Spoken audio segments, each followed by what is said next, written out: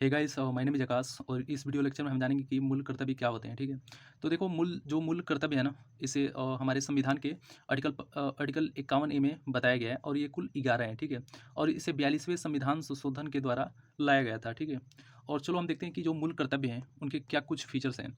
तो देखो क्या था ना कि 1975 में इंदिरा गांधी की सरकार ने देश में इमरजेंसी लगाया था और उसी के 1 साल बाद उन्होंने संविधान में बहुत सारे संशोधन किए थे, ठीक है?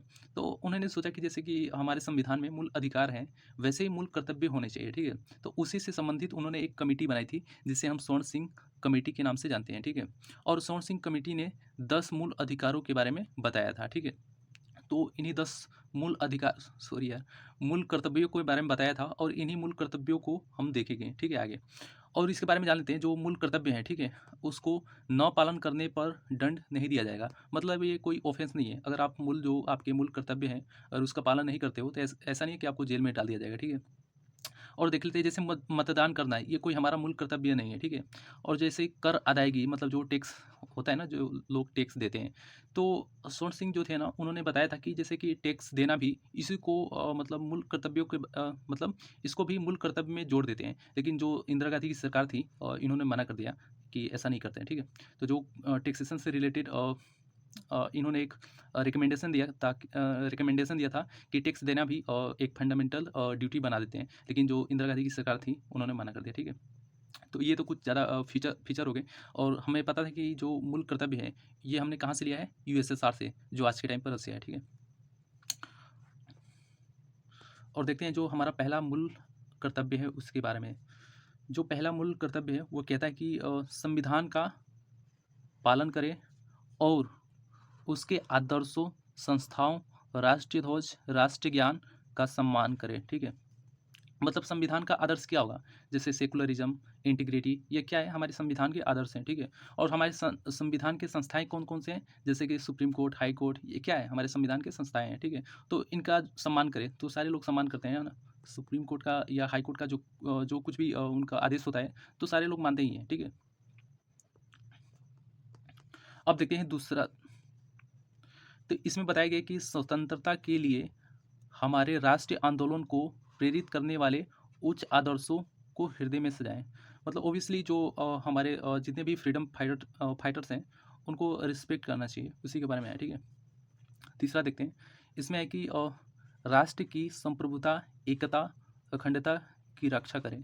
मतलब राष्ट्र की संप्रभुता, एकता और अखंडता की रक्षा करें। अच्छा, संप्रभुता मतलब क्या होता है? सोवरेनिटी मतलब जो स्वयं निर्णय लेने की शक्ति होती है, इसी को संप्रभुता कहते हैं। जैसे जब हमारा देश गुलाम था, तो जो हमारे देश से संबंधित जितने भी फैसले थे, हम खुद नहीं लेते थे, वो अंग्रेज लेते थे। तो उस टाइम क्या था, मतलब हमारा जो देश था वो संप्रभु नहीं था। लेकिन अब क्या है कि जितने भी हमारे देश से संबंधित कोई भी फैसला होता है, तो हम स्वयं लेते हैं। तो इसीलिए इस संप्रभुता इसी वर्ड को कहते हैं कि जब आप खुद का डिसीजन खुद लेने लगते हो ना, यानी तब आप संप्रभु हो, ठीक है? और एकता एकता मतलब एकता, अखंडता मतलब इंटीग्रिटी। देखो जो एकता और अखंडता है ना, इसे 42वें संविधान संशोधन द्वारा इंदिरा गांधी की सरकार ने जोड़ा था, ठीक है? क्योंकि इमरजेंसी उन्होंने लगाया था ना, तो उनको ऐसा लग गया था कि इमरजेंसी की वजह से हो सकता है कि देश में कहीं न कहीं है ना, एक कम्युनिटी के बीच में कुछ फ़ॉल्ट हो जाए, तो देश की टूटने की संभावना उस टाइम लग रही थी। तो उन्होंने जो कॉन्स्टिट्यूशन था, उसमें इस वर्ड को जोड़ा था उन्होंने, ठीक है? अब चौथा देखते हैं, इसमें क्या है? देश की रक्षा करें तथा आह्वान किए जाने पर राष्ट्र की सेवा करें। तो ये तो सिंपल है, ठीक है? पाँचवा देखते हैं, इसमें है कि भारत के सभी लोगों में समान भ्रातृत्व मतलब भाईचारा की भावना का निर्माण करें तथा ऐसी प्रथाओं का त्याग करें जो स्त्रियों के सम्मान के विरुद्ध हो, ठीक है? ये तो सिंपल है। देखो छठा नंबर क्या कहते हैं कि हमारी गौरवशाली संस्कृति को समझें और उसे बनाए रखें, ठीक है? तो ये गौरवशाली संस्कृति के बारे में है, ठीक है? जो हमारे कल्चर है, जो हमारे रिच कल्चर है, उसके बारे में बताया गया है, ठीक है? और सातवां देखते हैं, इसमें बताया गया कि प्राकृतिक पर्यावरण की रक्षा करें। प्राकृतिक पर्यावरण मतलब वही जो झील, नदियाँ, वन्य जीव हैं, इन्हीं के बारे में है, ठीक है? अब आठवां नंबर पे देखते हैं ना, इसमें है कि वैज्ञानिक दृष्टिकोण का विकास करें। मतलब जो साइंटिफिक टेम्परामेंट है ना, उसको बढ़ावा देना चाहिए, इसके बारे में है, ठीक है? देखिए 9वां नंबर पे क्या कह रहा है कि सार्वजनिक संपत्ति को सुरक्षित रखें। मतलब जो पब्लिक प्रॉपर्टी है, उसको सुरक्षा करना चाहिए, ठीक है। देखो 10 नंबर पे क्या है कि सभी क्षेत्रों में उत्कर्ष की ओर सतत बढ़ने का प्रयास करें। मतलब जितने भी क्षेत्र है ना, उसमें एक्सीलेंट होने की बात कर रहा है। अब 11 नंबर पे देखते हैं क्या है कि 6 से 14 वर्ष तक की उम्र के बच्चों को शिक्षा का अवसर दें। मतलब कि जितने भी 6 से 14 साल के बच्चे हैं ना, उनको शिक्षा देना चाहिए। ऐसा इसमें बताया गया है, ठीक है। जैसे देखो ये पहले नहीं था, मतलब जो स्वर्ण सिंह की समिति थी, उन्होंने बस 10 तक के फंडामेंटल ड्यूटीज़ के बारे में बताया था। जो ये वाला है ना कि 11 नंबर पे जो 6 से 14 साल के उम्र के बच्चों को शिक्षा का अवसर प्रदान करे, इसे 86वें संविधान संशोधन 2002 में लाया गया था।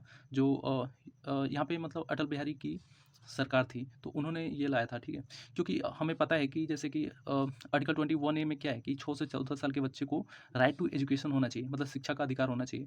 जब हमने यहाँ पर पहले ही बता दिया है कि आर्टिकल 21 में कि 6 से 14 साल के बच्चों को शिक्षा का अधिकार होना चाहिए, तो लोगों के अंदर भी ऐसा अधिकार होना चाहिए ना कि इन बच्चों को शिक्षा का अवसर प्रदान करना चाहिए।